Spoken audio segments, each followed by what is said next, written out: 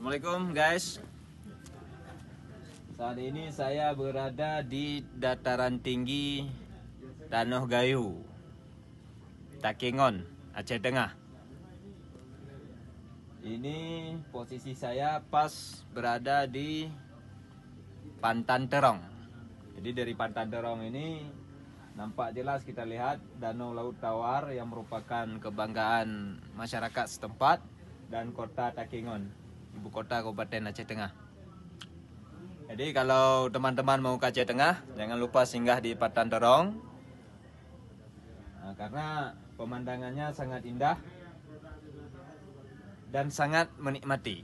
Dan jangan lupa kalau ke sini gunakan jaket seperti saya. Assalamualaikum.